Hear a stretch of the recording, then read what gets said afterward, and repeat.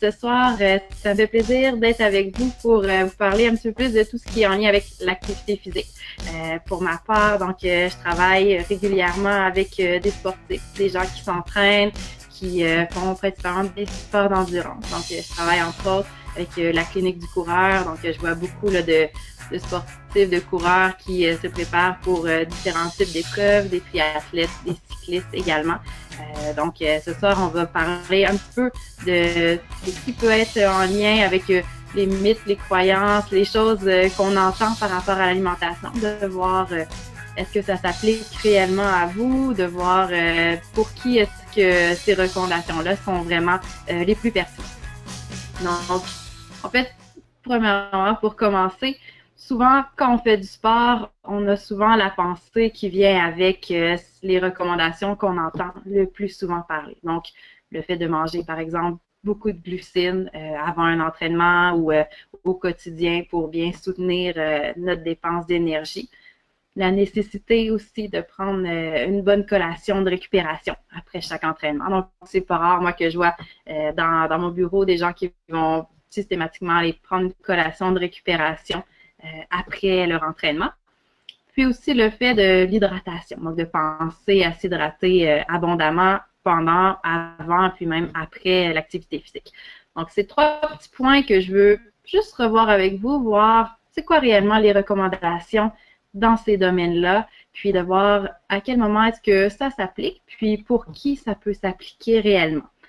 Mais avant de passer à ça, je vais juste voir un petit peu avec vous la nutrition sportive. Ben, c'est quoi au juste? Parce que des fois, on a peut-être une méconnaissance ou bon, on ne connaît pas nécessairement ça tout à fait, ou on croit à tort que la nutrition sportive, ça se résume juste à manger une grosse assiette de spaghettis la veille de notre course, puis que par la suite, on a fait tout ce qu'il y avait à faire.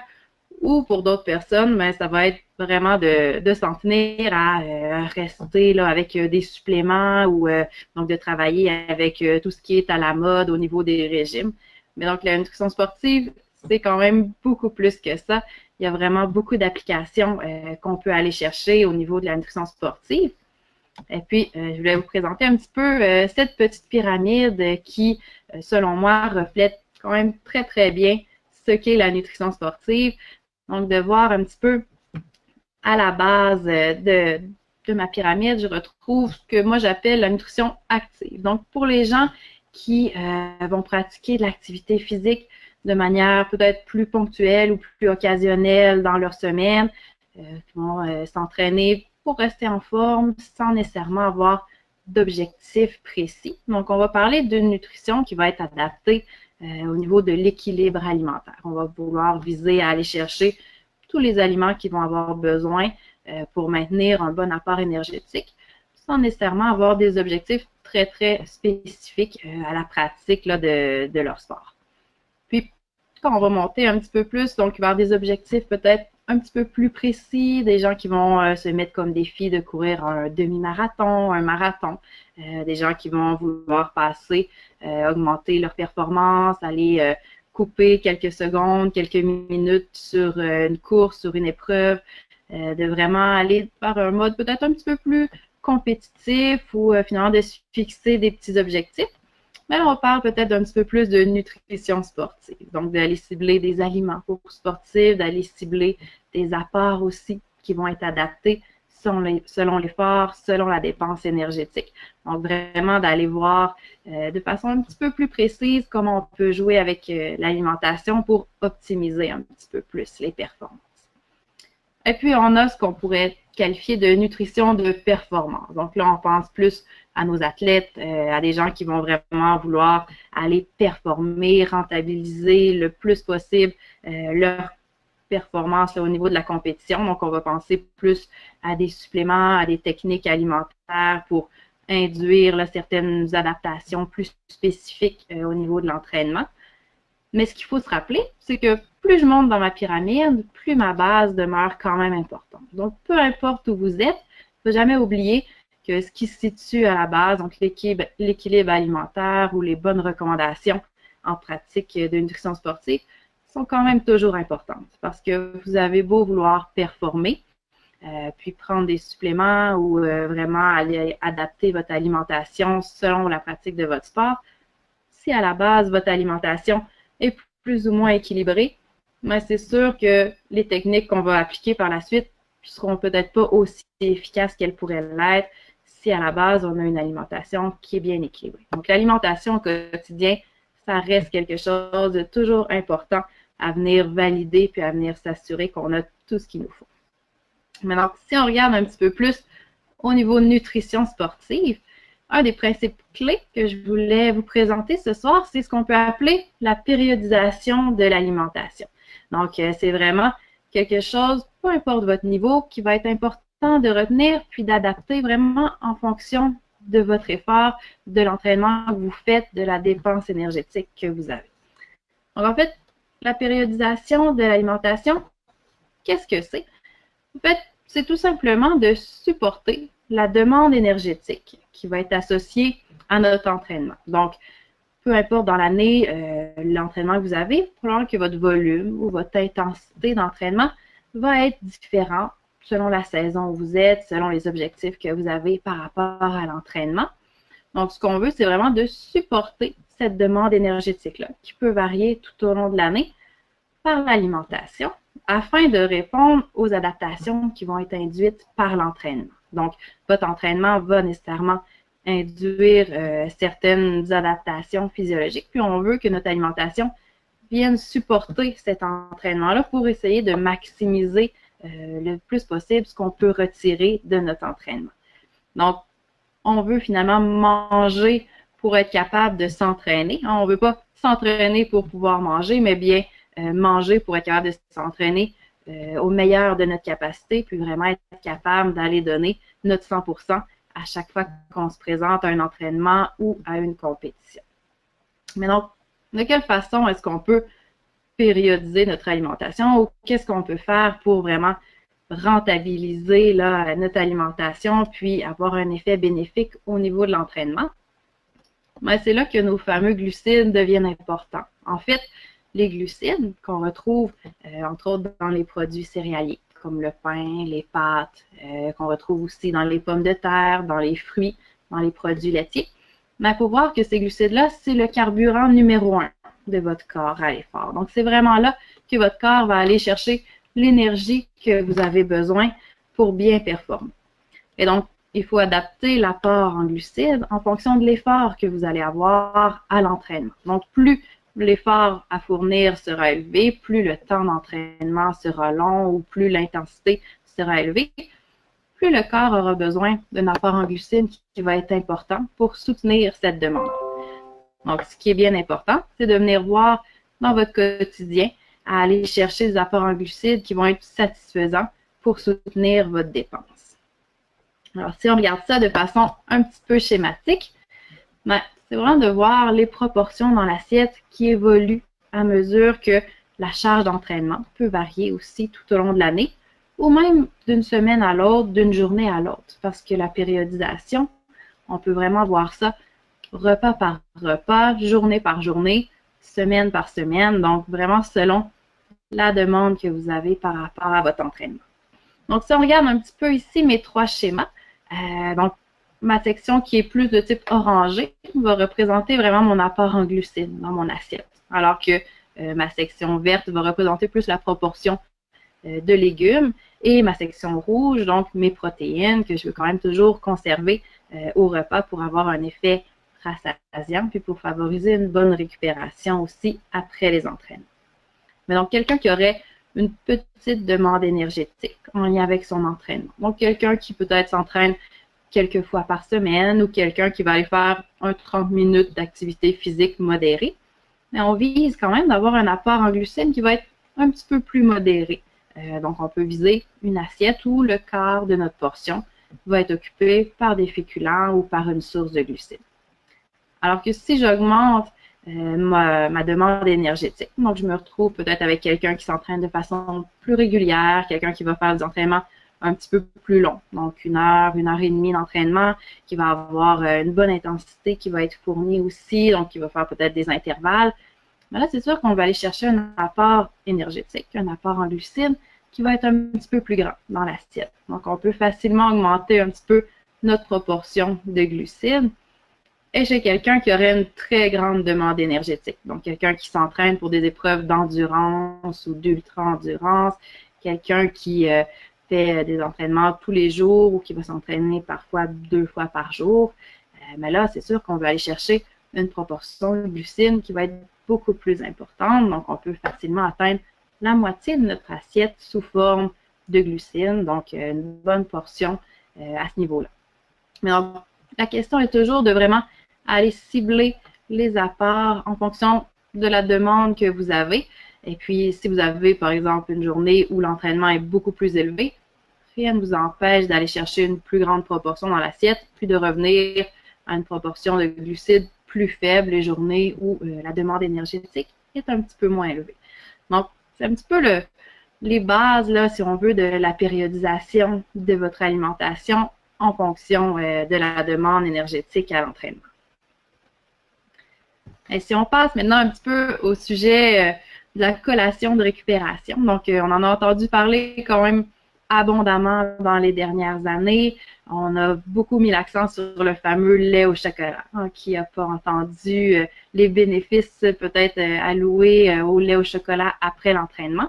Et donc, on a tellement mis l'accent sur ça que maintenant, on a l'impression que la collation de récupération, elle est essentielle, elle est nécessaire après chaque effort physique. Donc, cette collation-là, oui, elle aide effectivement à bien récupérer, mais il faut aller voir vraiment si vous en avez réellement besoin. Donc, qui a besoin d'une collation de récupération? En fait, la collation de récupération, elle sert surtout à refaire vos réserves, à vous permettre de bien récupérer après un entraînement. Donc, si votre prochain effort, votre prochain entraînement, votre prochaine compétition est dans un délai de moins de 24 heures, c'est très important d'aller chercher votre collation de récupération dans un délai de moins de 30 minutes après la fin de votre premier effort, de votre entraînement, par exemple. Parce que c'est vraiment dans cette période-là que le corps est le plus actif pour récupérer, puis va vraiment bénéficier de l'apport d'énergie que vous allez lui donner à ce moment-là. Donc, à ce moment-là, on va aller chercher des glucides. Donc, 2 ou 3 aliments qui vont être une source de glucides. Alors, ça peut être encore là des produits céréaliers. On peut aller chercher des fruits également. Puis, on veut ajouter à cela des protéines pour vraiment nous aider à maximiser la récupération. Donc, un 20 à 25 grammes de protéines peut être, là, dans la majorité des cas, un apport qui est adéquat à viser pour la collation de récupération si on pense que notre prochain effort va être vraiment dans un délai de moins de 24 heures. Donc, si je m'entraîne le soir, j'ai un second entraînement le lendemain matin, par exemple. Et idéalement, on peut viser, après notre collation, un repas qui va être complet dans un délai d'environ 2 heures par la suite. Si, par contre, j'ai un petit peu plus que 24 heures entre 2 entraînements, si je m'entraîne, par exemple, quelques fois par semaine, ça me laisse un petit peu plus de temps pour récupérer. Et puis, il faut voir quand même que la récupération après un entraînement, elle se poursuit sur un délai de 24 heures. Donc, l'urgence de prendre une collation après le premier effort, si j'ai plus de 24 heures pour récupérer, est un petit peu moins présente. Donc, si j'ai plus que 24 heures pour ma récupération, c'est de vous questionner, est-ce que mon entraînement a été très long? Donc, un entraînement très long, on va parler d'1 heure et demie et plus, ou est-ce qu'il a été très intense? Donc, peut-être des intervalles ou une séance où je me suis vraiment donné à fond. À ce moment-là, la collation peut quand même être pertinente pour vraiment vous aider à refaire vos réserves. Parce que ce qu'il faut savoir, c'est qu'après 1 heure et demie d'effort, nos réserves énergétiques sont passablement épuisées, surtout si on a mis une bonne intensité. Donc, on veut venir les refaire rapidement. Par contre, si notre entraînement a été plus court, 30-40 minutes, on n'a pas complètement épuisé nos réserves d'énergie. Donc, la nécessité de venir les refaire est beaucoup moins grande. Donc, la collation de récupération n'est pas nécessaire à ce moment-là. Même chose, si la faim n'est pas présente, la collation de récupération après un entraînement plus court ne sera pas nécessaire. Donc, vraiment, de vous questionner, si vous avez un bon délai entre 2 entraînements, est-ce que j'ai faim? Si oui, la collation, elle a sa place. Si la faim n'est pas présente, c'est vraiment de voir, est-ce que mon entraînement a réellement épuisé mes réserves, puis je gagnerais à aller chercher tout de même une petite collation, ou si finalement, mon entraînement était plutôt léger, puis cette collation-là, elle n'est peut-être pas nécessaire, puis je peux me permettre d'attendre mon prochain repas. Donc, idéalement, ce repas-là devrait être pris dans un délai d'environ 2 heures après l'entraînement, ce qui va permettre une très, très bonne récupération, même si on n'a pas eu de petite collation tout de suite après l'effort. Donc, oui, la collation est importante, oui, cette collation-là a sa place, mais il s'agit juste de voir à quel moment puis pour quel entraînement aussi. Parce qu'elle a sa place dans les conditions où je veux vraiment aller chercher une récupération plus rapide, une récupération après un entraînement qui a épuisé mes réserves. Mais dans d'autres cas, la collation de récupération est peut-être pas nécessaire. Et puis, si on regarde au niveau hydratation, encore là, beaucoup de choses qui se disent dans ce milieu-là. On entend beaucoup parler de l'importance de boire abondamment, de boire avant, pendant, puis même après sa course. Et puis, on a des recommandations qui nous incitent à boire quand même des grandes quantités d'eau. Donc, il s'agit juste de voir un petit peu que l'hydratation, en fait, elle varie beaucoup d'une personne à l'autre. Donc, les besoins en eau ne seront pas les mêmes pour une femme qui mesure 5 pieds 2 que pour un homme qui fait peut-être 6 pieds 3. Même chose si vous allez courir aujourd'hui, une journée plutôt fraîche, ou si vous allez courir au mois de juillet, sur l'heure du dîner, alors qu'il fait très, très chaud, vos besoins d'hydratation ne seront pas les mêmes. Donc, c'est assez difficile de donner d'emblée une recommandation au niveau de l'hydratation qui va s'appliquer à tout le monde, qui va s'appliquer à toutes les situations. Donc, au niveau de l'hydratation, je dirais qu'encore là, la clé, c'est au niveau de l'adaptation personnelle. Donc, quand on repense un petit peu à ce qui était la périodisation tout à l'heure, ben pour l'hydratation, c'est un petit peu la même chose. C'est d'adapter votre apport en eau en fonction des conditions, en fonction de votre soif, finalement. Parce que la soif, c'est vraiment le meilleur allié qui va pouvoir vous guider au niveau de l'hydratation pour vous prévenir les risques de déshydratation, mais aussi les risques de surhydratation. Donc, en fait, ce qu'on veut, c'est éviter de ressentir la soif en vous présentant sur une ligne de départ ou en vous présentant au moment du début de l'entraînement. Puis, c'est aussi de boire à votre soif sans plus durant l'effort. Donc, de boire nécessairement tout le temps au-delà de notre sensation de soif n'est pas nécessairement une meilleure chose parce qu'on contribue à se surhydrater. Et donc, sur des épreuves de très longue distance, de boire continuellement au-delà de notre besoin peut mener à des conditions qui sont aussi négatives, aussi dangereuses pour la santé que la déshydratation. Donc, c'est juste bien important de respecter sa sensation de soif, puis de ne pas boire au-delà ou en dessous de ça. Donc, vraiment, de boire régulièrement, selon la soif, tout au long de la pratique de votre activité physique. Donc, j'espère qu'avec ces petits trucs-là, vous avez quand même peut-être allumé là, quelques petites lumières ou quelques petits points qui pourraient vous aider à aller chercher un petit plus au niveau de votre entraînement, à aller juste perfectionner peut-être certaines petites stratégies que vous avez déjà en place au niveau de l'alimentation puis de votre entraînement. Moi, ce que j'aurais à vous proposer aussi, si vous êtes quelqu'un qui fait beaucoup de sport, qui avait peut-être des questions, donc on va faire une petite période de questions à la fin, mais j'ai également une séance de coaching en nutrition sportive qui débute au mois de mai. Donc, c'est un 4 séances de 60 minutes qu'on fait, donc c'est tous les samedis matins et c'est en ligne, donc des séances de groupe où vous pouvez vraiment poser vos questions. On a différents thèmes qui vont être abordés.